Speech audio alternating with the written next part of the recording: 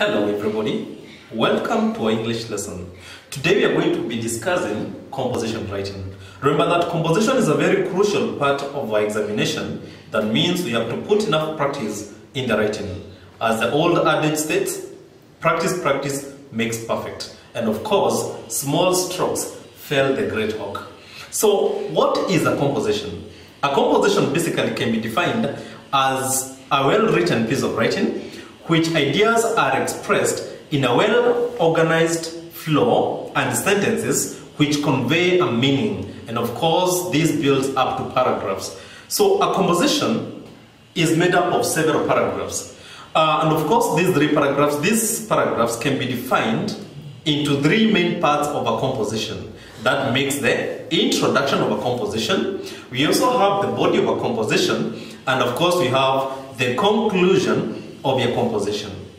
So, what is the introduction? An introduction, this is usually the first paragraph of the composition. It gives the reader an idea of what the story is about. So it is important when you give an introduction, you make it as catchy as possible. It's important to use phrases, you can use an adage, but of course, make sure that it is perfectly written to convey the meaning intended so that you can capture the reader's interest in your story. So from the introduction, we move on to the body of the composition. The body basically has very many paragraphs which usually build up to bring the story in a very good flow. It is important to know that when you write a story, start from the most important things, narrowing down to the least important. So in short, there's some parts that should not mention in your stories which do not add to the meaning. Only bring out those parts that are important to the flow of your story. So in this case, it contains the most number of paragraphs, more than one, more than two, 3, 4, in which the writer talks about the many ideas he has. So these ideas should connect to each other to bring about a very good flow which can be easily understood and followed by the reader. From the introduction, we move on to the conclusion. And conclusion basically, this is the end part of your composition, how you wrap up your work or finish your narration. Remember, it is good to give a summary in your conclusion. Either you can do this by giving a proverb or an adage, for that case. You can give a rhetorical question to trigger the reader's mind or opinion. You can also use some witty quotes to bring out, to incite the thinking of the person who was reading your work. So, the conclusion is normally the last paragraph the writer makes to bring the end to the story. When concluding, the writer can give his or her opinion, suggestion, a lesson from the story, or even talk about the composition. So, those makes the three parts of the story. Now, what do we test in composition writing?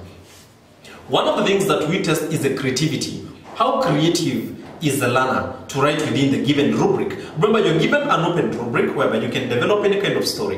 Of course, different learners have different levels of thinking. So, the one with the most outstanding creativity gets to carry the day. So, under the creativity, this is the ability to come up with a good story that is unique, that is original, and that is captivating according to the rubric given. So the story should be unbelievable. Yeah, it should be true. It should bring out a lot of interest in your work. Also, we test on language and vocabulary. How eloquent are you in narration? Are you okay with the vocabulary? Are you able to describe events, to describe actions in your story? So your choice of vocabulary and expressions matters a lot in composition writing. And you should use standard English. Don't use broken English. It is standard under this case. In order to earn more marks, use a few idioms, twin words, which also called the phrases, similes, proverbs, relevant expressions, and vocabulary. Remember that we use standard English expressions, not use expressions that have been derived from a different language because they may not jig into what you're trying to talk about in English. It might appear as broken English. So the third thing we check is the sentence construction. Are you able to construct grammatically correct sentences that can bring out the meaning that you intend to bring out in your story? So it is advisable for you to practice writing in very good grammatically correct sentences so that your meaning can also be understood vividly or clearly for that case. The fourth thing that we test in composition writing is the punctuation. Are you able to use punctuation marks? Comma, you have the full stop, colon, hyphen, the dashes, yeah, brackets. It is good that you punctuate your work properly so that it can become easy to read your work. Also, use correct tenses.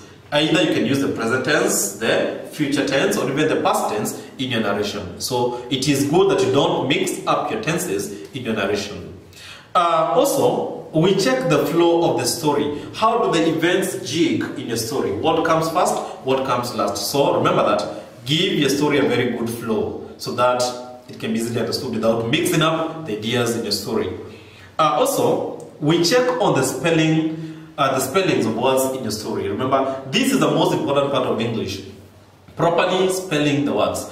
You're going to get very good learners with very good ideas, but they miss out the marks because they cannot write words correctly. So it is advisable for you to practice spelling the words correctly. So use the dictionary, try to memorize the words.